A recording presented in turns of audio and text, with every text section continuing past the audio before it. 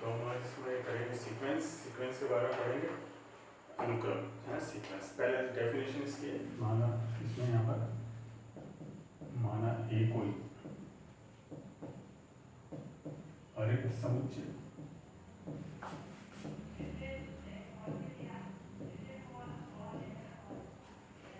ये कोई non empty set है, अरिक्त समुच्चय है। तब ए से एन से एन क्या है? प्राकृत संख्याओं का समुच्चय। तब प्राकृत संख्याओं के समुच्चय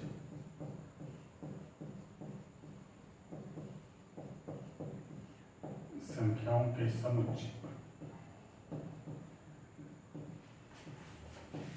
एन से ए में परिभाषित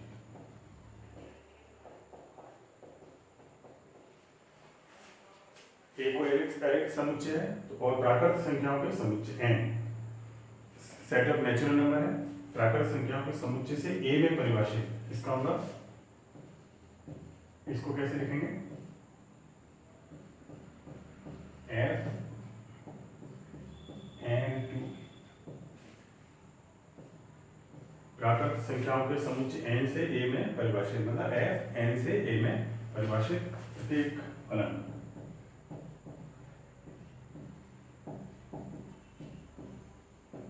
अनुक्रम कहलाता है। मतलब एफ एन से ए में परिभाषित जो भी होगा प्रत्येक फलन क्या होगा? अनुक्रम कहलाएगा यहाँ पर। और यदि ए इक्वल टू आर, आर क्या है? सेट ऑफ आर है सेट ऑफ रियल नंबर, वास्तविक समुच्चय, वास्तविक संख्याओं का समुच्चय।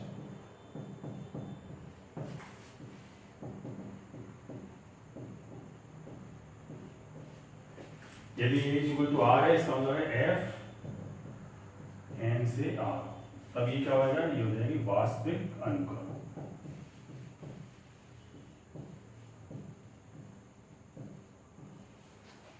रियल सीक्वेंस, यदि ए आर है, रियल सेट है, तो ये क्या हो जाएगी? वास्तविक अनुक्रम हो जाएगी। और इसे अनुक्रम को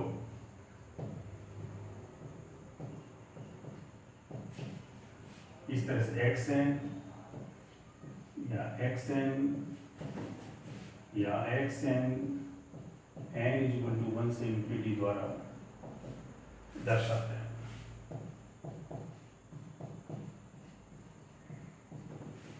इसको इन तीनों से किसी भी तरीके से आप इसको रिप्रेजेंट कर सकते हो। ये एक्स एन है या एक्स एन या एन 1 से इंफिनिटी। अगर एन 1 से इंफिनिटी लिखो तो भी ठीक है, नहीं तो ये अंडरस्टूड है एन क्या है? 1 से लेके इंफिनिटी, क्योंकि नेचुरल नंबर है। नेचुरल नंबर में क्या होता है? कितने वैल्यू होते हैं? 1 से लेके अनंत इंफिनिटी तक। तो ये इसको इस तरह से यहाँ पर दर्शाते हैं।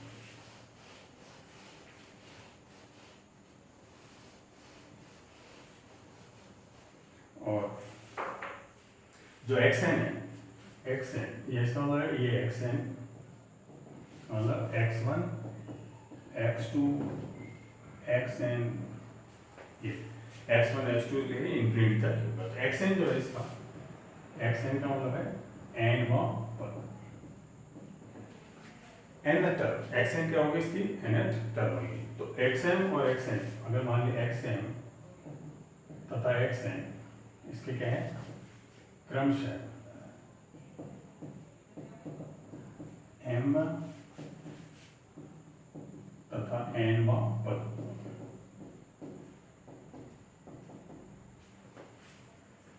एम और एन में पद होंगे, अलग अलग होंगे। इसका मतलब यह है एम और एन क्या होगा? अलग अलग पद होंगे, अलग अलग पद होंगे, चाहे इनके मान क्या हो? समान हो, चाहे इनके मान समान हो। एक्स एम और एक्स एन जो है अलग अलग टर्म कहलाएगी। एम पद और एन पद चाहे एक ही वैल्यू हो, जैसे 1 1 1 1 भी हो, तो परंतु ये यहाँ पर अलग अलग होंगी। जैसे एक्स एन ये दे रखा है 1 1 1 ये, तो x1 क्या है यहाँ पर? 1, और x2 भी क्या है? 1, x3 भी। तो ये अलग अलग पद है, ये नहीं कि अपन इस सबको एक ही लिखते हैं और 1 x1 कर दें सब कुछ, सबकी जगह x1 x2 ही होगा, x1 ही लिखते हैं। अलग अलग पद होंगे चाहे इनके मान समान होने पर।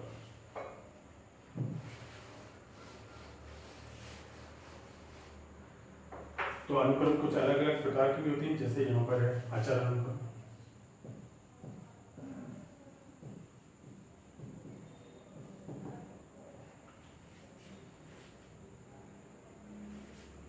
और इस अचर अनुक्रम, इसका मतलब यदि xn बराबर c का मतलब कांस्टेंट, वो कब आ रहा हो, जैसे ये आ रहा हो xn बराबर c एक ही टर्म या 1 1 1 कांस्टेंट अचर एक ही टर्म आ रही हो तो क्या कहलाएगी, अचर अनुक्रम कहलाएगी। और यदि यूनिट सीक्वेंस एकक अनुक्रम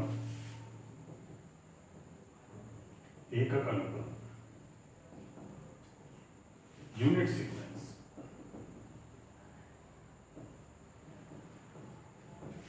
xn बराबर n, इसका मतलब है 1 2 3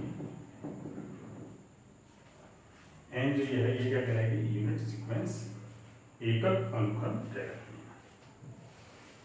अब अनुक्रम में अपन देखते हैं यहां पर अनुक्रम का, देखो अनुक्रम जो है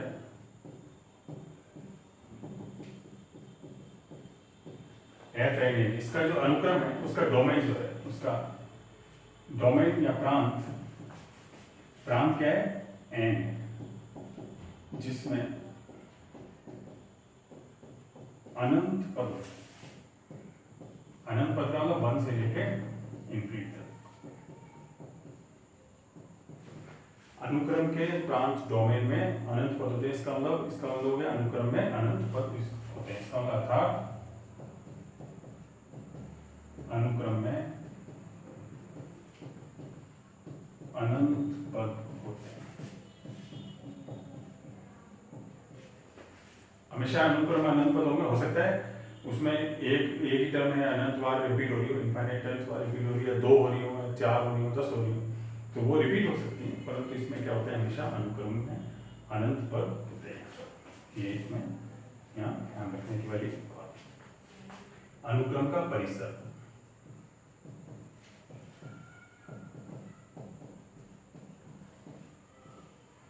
रेंज, तो अनुक्रम के विभिन्न अवयवों की संख्या, अनुक्रम के विभिन्न अवयवों की संख्या, अवयवों का समुच्चय।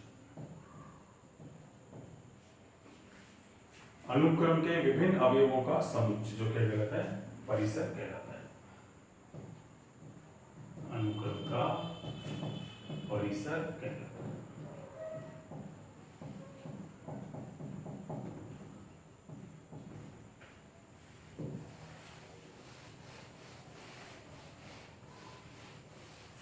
अलग अलग अवयव होने चाहिए, जैसे मान लिया xn ये है, xn बराबर है n, इसका मतलब है 1 2 6 n, तो इसके विभिन्न अवयवों का समुच्चय क्या होता है, तो इसका परिसर रेंज क्या होगा, यहाँ पर परिसर जो रेंज है वो क्या होगा, ये हो गया, विभिन्न अवयव ये है 1 2 3 n, इसका मतलब नेचुरल नंबर, इसका परिसर ये हो गया। अगर मान लिया यहाँ पर xn ये दे रखा है, xn -1 की पावर है ये दिया हुआ है, इसका मतलब -1 1 -1 1 ये चलता है। अनुक्रम में तो अनंत पद होते हैं, इसमें -1 भी इनफाइनाइट टर्म्स बार आ रहा है और 1 भी क्या आ रहा है, अनंत बार आ रहा है, इनफाइनाइट टर्म्स बार आ रहा है, तो परिसर यहाँ पर क्या हो जाएगा, परिसर क्या, विभिन्न अवयव कितने हैं यहाँ पर, -1, यहाँ पर विभिन्न अवयव 2 है, -1 1 ये रिपीट होते रहे। तो इसमें अपन ने देखा अनुक्रम में तो हमेशा अनंत पद होते हैं, जैसे इसमें भी अनंत पद है, यहाँ पर भी अनंत पद है, परंतु परिसर जो क्या है, यहाँ पर तो इनफाइनाइट है, यहाँ पर फाइनाइट है। परिसर जो है इसका अनुक्रम का जो परिसर है, परिसर क्या हो सकता है, परिमित या अपरिमित।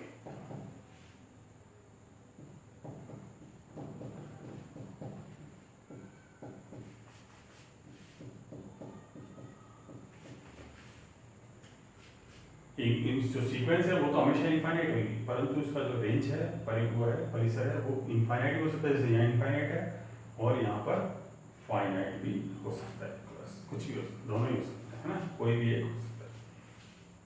तो अनुक्रम xn तथा yn समान होंगे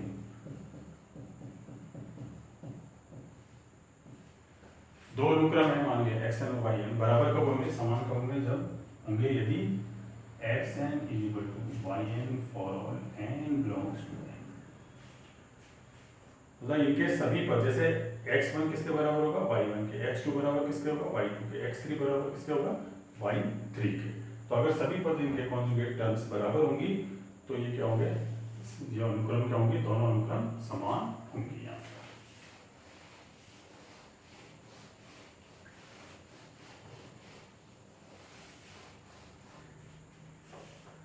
अब यहाँ देखते हैं परिबद्ध अनुक्रम।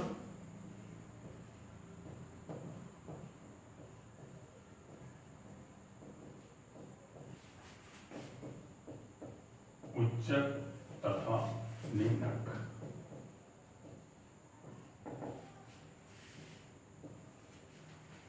यहाँ पर इसके देखते हैं बाउंडेड सीक्वेंस और सुप्रीमम और इन्फीमम। बाउंडेड मींस आपको बाउंडेड नाम से पता चल रहा है, बंधा हुआ, परिबद्ध मींस बंधा हुआ है ना। तो दो वास्तविक संख्याओं के बीच में मान होगा तो परिबद्ध। तो इसमें भी यहाँ पर जैसे ऊपरी परिबद्ध,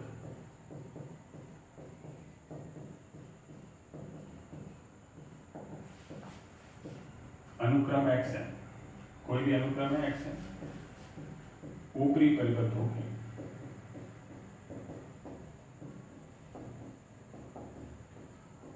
यदि कोई वास्तविक संख्या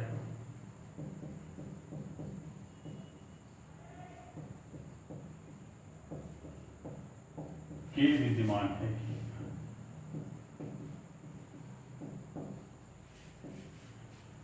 xn less equal to k for all n belongs to। ऊपरी परिबद्ध होगी कोई भी अनुक्रम यदि कोई वास्तविक संख्या होगी जहां पर उसके सभी अनुक्रम की जो अनुक्रम है, जितने भी पद हैं, उसका मान क्या होगा, उससे कम या उसके बराबर, उससे xn less equal to k for n belongs to n। तो ये क्या कहलाएगी, ऊपरी परिबद्ध कहलाएगी। और जो k है यहाँ पर, k जो है ये क्या कहलाएगा, इसका ऊपरी परिबद्ध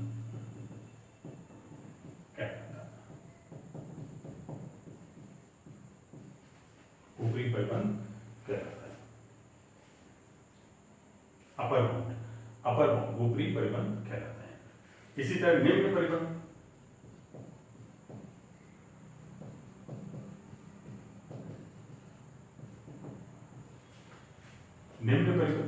तो अनुक्रम जो xn निम्न परिबद्ध होगा यदि कोई वास्तविक संख्या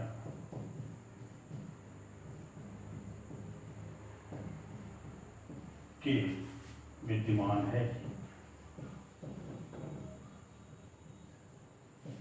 xn greater equal to k for all n belongs to n।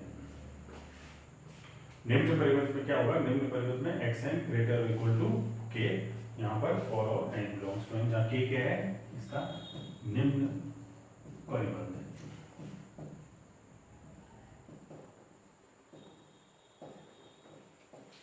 k इसका निम्न परिबद्ध हो जाएगा। लोअर बाउंड, ये इसका अपर बाउंड होगा, ये इसका लोअर बाउंड होगा।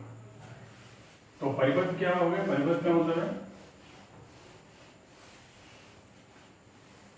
परिबद्ध का मतलब क्या हो गया कि जो निम्न भी हो और ऊपरी भी हो, है ना, लोअर और दोनों हो, ऊपरी परिबद्ध दोनों ही हो, तो वो विद्यमान होगी। तो अनुक्रम xn परिबद्ध होगा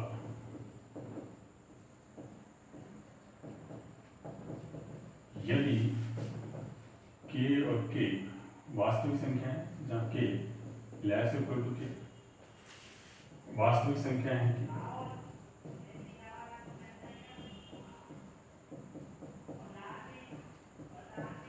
कि k less equal to xn less equal to k for all n belongs to। दो वास्तविक संख्या होगी k और स्मॉल k, जहाँ पर small k less equal to capital k, मतलब ये इससे छोटी होनी चाहिए या इससे बराबर, इससे ज़्यादा नहीं होगी। k less equal to xn less equal to, मतलब दोनों ऊपरी परिबद्ध भी है और निम्न परिबद्ध है। ये तो क्या है, ये ऊपरी परिबद्ध है और ये क्या हो गया, ये हो गया निम्न परिबद्ध। तो ऊपरी और दोनों निम्न होगा तो वो क्या कहलाएगी, आपके पास परिबद्ध अनुक्रम कहलाएगी। जैसे फॉर एग्जांपल यहाँ पर देखें xn is equal to n लिया, मीन्स 1 से लेके 1 2 n, ये क्या है आप देखो, नीचे से तो परिबद्ध xn जो है xn ग्रेटर और इक्वल टू 1, नीचे से परिबद्ध xn greater equal to k निम्न, तो ये क्या है निम्न परिबद्ध है, निम्न परिबद्ध, निम्न परिबद्ध या नीचे से परिबद्ध, यूं इसको कहेंगे नीचे से परिबद्ध। अगर यहां पर अपन इसमें ये भी ले लेते हैं xn बराबर इसको कर देते हैं माइनस n का मतलब -1 -2 -n, ये तो यहाँ पर क्या हो गया, xn की जो वैल्यू है xn लेस इक्वल टू -1, करते हुए डिक्रीजिंग ऑर्डर में, ये इंक्रीजिंग ऑर्डर में, ये डिक्रीजिंग ऑर्डर में, तो ये क्या हो जाएगा xn less equal to k, xn less equal to k, इसका मतलब ये क्या हो गया ऊपरी परिबद्ध, ऊपरी परिबद्ध है। यहाँ पर जो 1 है, 1 क्या है इसका निम्न परिबद्ध,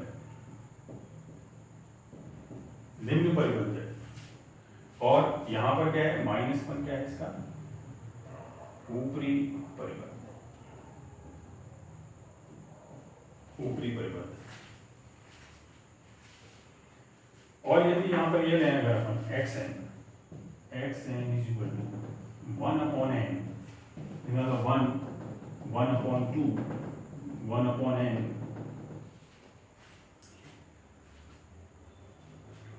यहाँ पर इस तरह से लें तो ये क्या हो जाएगा, इसमें इसकी जो वैल्यू है क्या हो जाएगी, ज़्यादा से ज़्यादा इसकी वैल्यू क्या होती है 0 less than xn less equal to 1, इसका मतलब ये क्या है परिबद्ध है, ये परिबद्ध अनुक्रम हो जाएगा। तो इस तरह ऊपरी परिबद्ध निम्न परिबद्ध अनुक्रम जो है यहाँ पर अपन देख सकते हैं। फिर आता है उच्चक, इसी को देखते हुए अपन देखें उच्चक, उच्चक क्या होगा सुप्रीमो, सुप्रीमो मतलब ऊपरी परिबंधों का, ऊपरी परिबंधों का निम्नतम मान, उच्चक,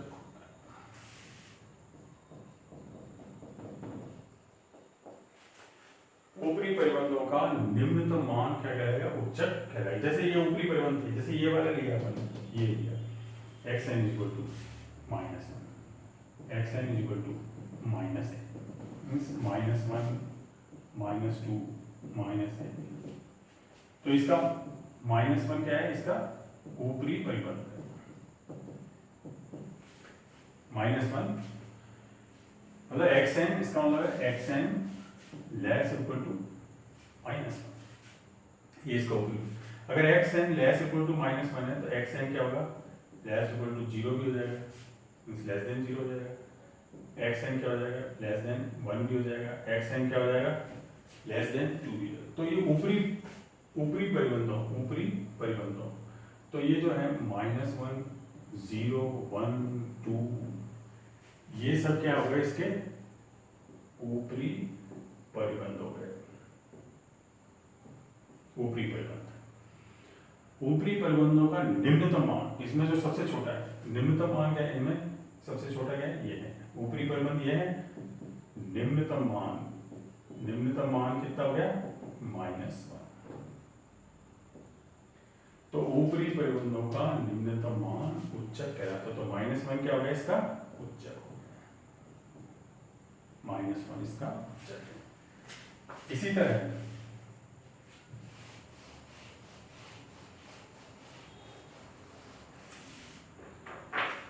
निम्नक देखें अपन, इन्फीमम, निम्नक, इन्फीमम, क्या निम्न परिबंधों का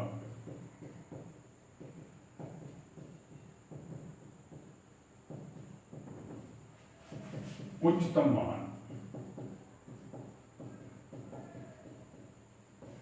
निम्नक कहलाता है। निम्न परिबंधों का उच्चतम मान निम्नक कहलाएगा। जैसे अभी अपन ने यहाँ दिया था xn = n लिया था, मीन्स 1 2 3। तो इसका निम्न परिबंध क्या था, निम्न परिबंध द xn < > 1।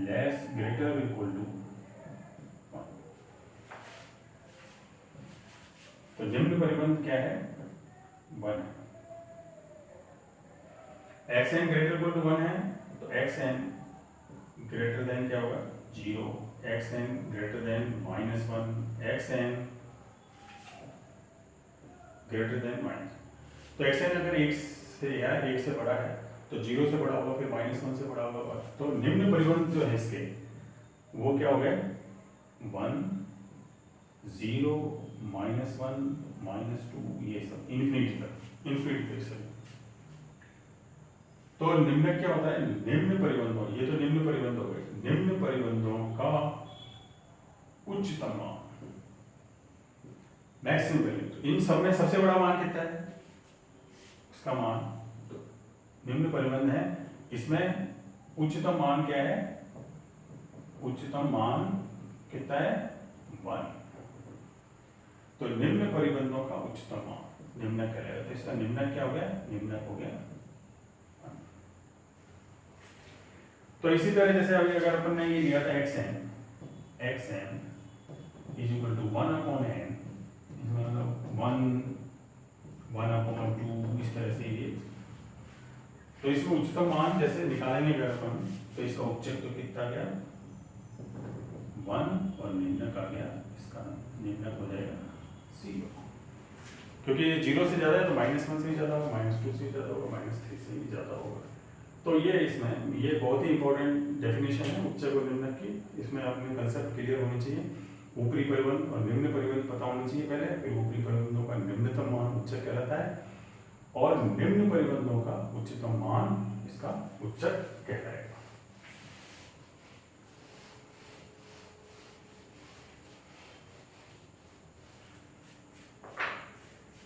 एक दिश अनुक्रम,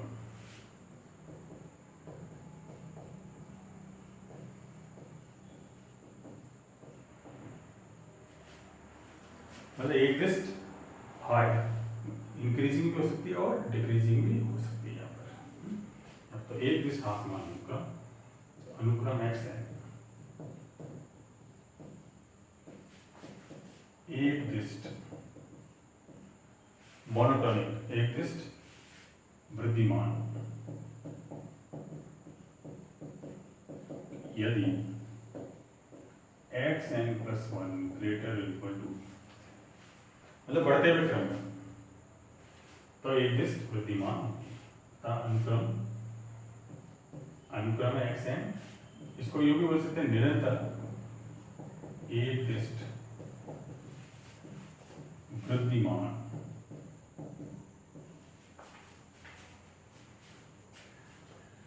होगी।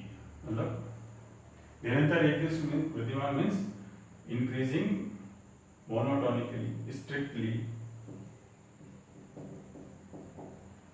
मोनोटोनिक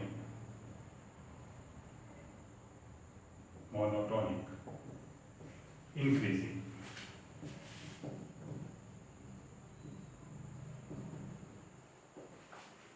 ओके,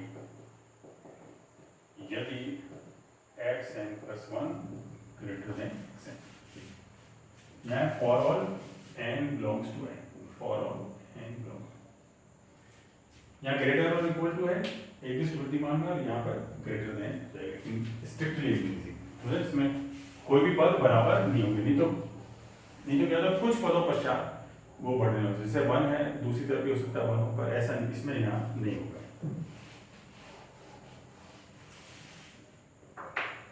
इसी तरह अनुक्रम xn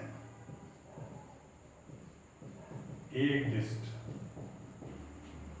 ह्रासमान होगा यदि xn plus 1 dash equal to xn for all n belongs, घटते हुए क्रम में बाद वाला पद छोटा हो और xn एक दिस्ट निरंतर एक दिस्ट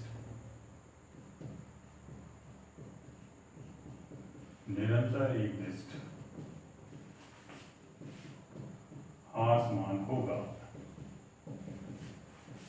यदि xn plus 1 less than xn for all n belongs to, xn plus 1 क्या होगा less than xn होगा for all n belongs to। तो जैसे for our example xn is equal to 1 upon n means 1 upon 2 1 upon 3 घटते हुए क्रम में क्या एक दिस्ट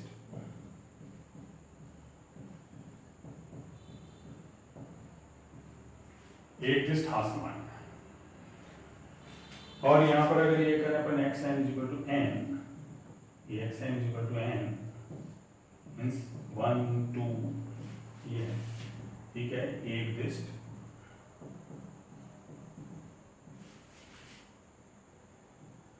वृद्धिमान, ये एक दिस्ट वृद्धिमान हो जाएंगे, एक दिस्ट ह्रासमान एक दिस्ट वृद्धिमान, मोनोटोनिक इंक्रीजिंग वृद्धिमान और डिक्रीजिंग सीक्वेंस यहाँ पर।